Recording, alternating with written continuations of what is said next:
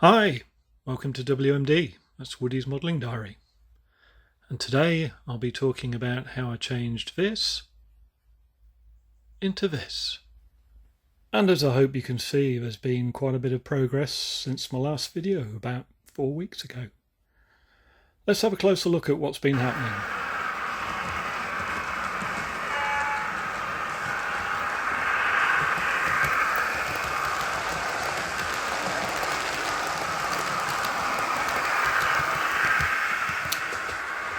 So, what's actually been going on? Well, the girder bridge, which featured in my last video in white plastic, that's been finished. It's been painted up. It's got some initial weathering on it. Needs a little bit more. You can see it's got the obligatory bus on top of it, which is something which most modelers seem to do when they put a bridge on their layout. There's a bus on top. Whether it stays there or not, I don't know. It does belong to Chalkton, my narrow gauge layout, so we'll have to see. We've also got some hills in the landscaping feature. A bit of a cutting there. And we've got the beginnings of the Pico Many Ways signal box. Originally made by Merit, I think back in the 60s. It's based on Potter's Bar, which was actually built in 1950, which it must have been quite a futuristic looking design in those days. You can see you've got a retaining wall behind it, which again is Slater's embossed plastic card, done much the same way as the bridge abutments. And you'll also see there's a bit of a retaining wall against that abutment up there. Got coping stones on top. They're balsa wood strips painted up, and we'll talk a little bit more about that in a minute.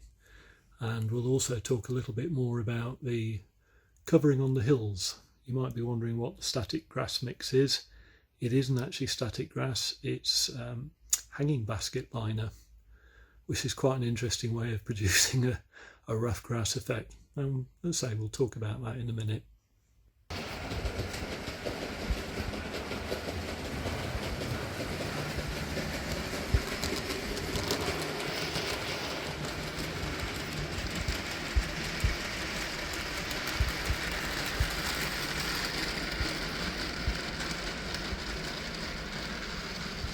Right, having come under the baseboards into the operating well, it gives you a different view. You can see I've put some profile boards just to neaten things up.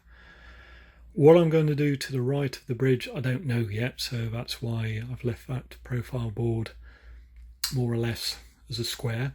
I'll have to sort that out later. You can see obviously the bridge there, and all this is actually loose at the moment. I've built everything as modules. For example, if I can get this out without breaking it, the hill is there, and as you can see, I basically made the profiles out of the foam underlay type of material that I've used under the track. It's actually for laminate flooring, it's the underlay for that, but I cut that to shape, infilled it with styrene, which is used as insulation on building. Had some building work done, and I managed to liberate a few offcuts from the skip. And then that was just covered with paper towel soaked in plaster, and that gave a sort of solid shell to it all and just tidied it up. And then on top of that, the hanging basket liner went on.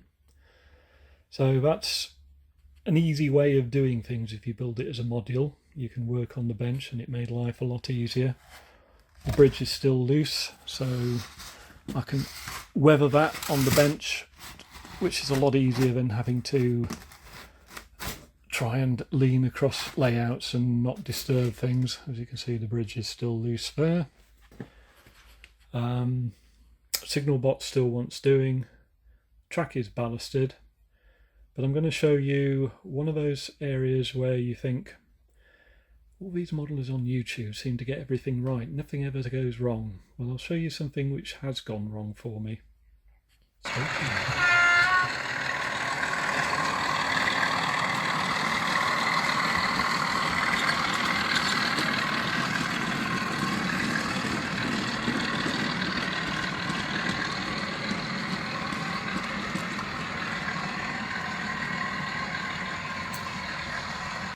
I've always tried to make sure that the track is laid as flat as possible and in alignment without any kinks in it, and that usually pays off in good running. Unfortunately, and I only noticed this about 2 days ago when I looked up the track, you can see just here that piece of track has gone out of alignment and it's pulled the curves round with it.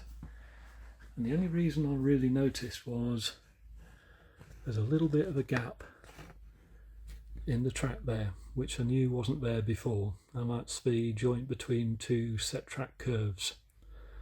And I was thinking, that doesn't seem right. I mean, I looked down the length of the track and I found out that I've got this misalignment, and the only thing I can think of is when I glued the track, because it's cold in here, it took several days for the glue to dry, and somehow the track's just moved and I didn't notice it until after I ballasted it. It's fixable, I can do things with it. What I'm going to have to do is probably either cut out this piece of underlay by digging a trough in the ballast there and then just lifting it, or I might be able to put a wallpaper scraper underneath and lift the track that way and then reposition and reballast. So these things do happen, and that's the reason why this point hasn't had any track laid. Part of that is I'm not quite sure what's going to happen there. It's been built as a possible extension for the future, tried to future-proof it. So once I've sorted this track out, I'll get on with that, and there'll be a piece of track coming to the baseboard edge. But these things do happen, and don't let it put you off if it does happen to you. Best thing is to go away and think about it, and there's usually a solution. And if you can't think of a solution yourself, usually on one of the forums there's somebody who's gone through a similar experience and they've found a solution, and they'll no doubt be more than happy to advise you of what to do. So there you go, even wooden.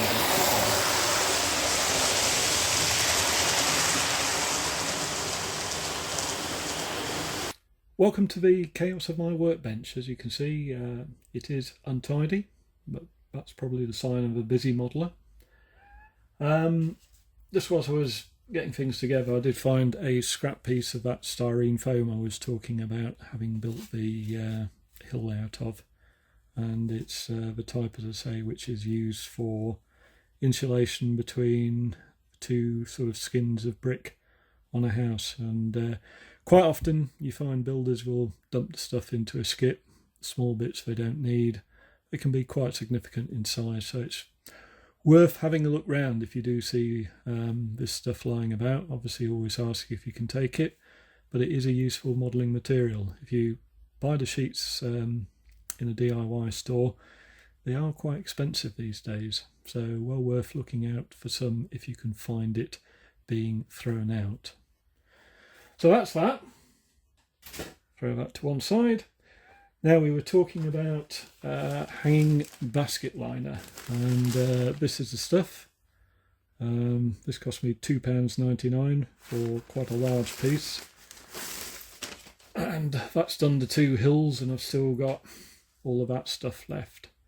Now what it is recycled fabrics, and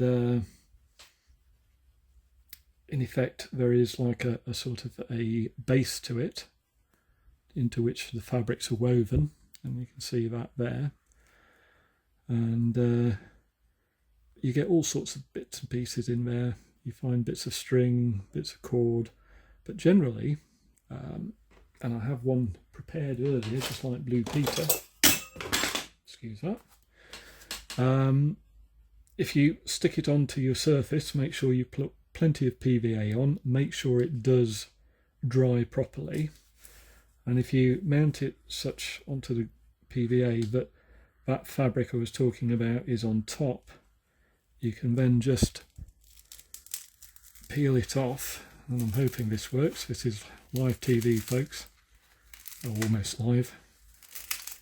In effect,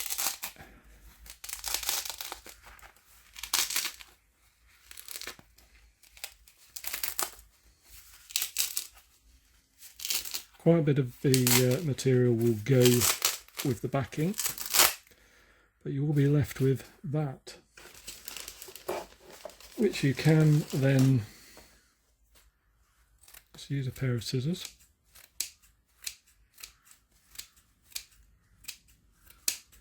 Give it a bit of haircut. That's a piece of the cordial you find in it. But it does give you that sort of rough, sort of bramble type grass that you find on embankments, unkept, unloved, and probably not tended for years. And you can pull out bits and get that. But it does leave quite a good sort of impression. And of course you can always glue that bit down again. Might be one or two little bald patches which you might want to infill either with more of this or some other scenic material just to give a bit of variation. But that's that. Coping stones on top of the various abutments and things.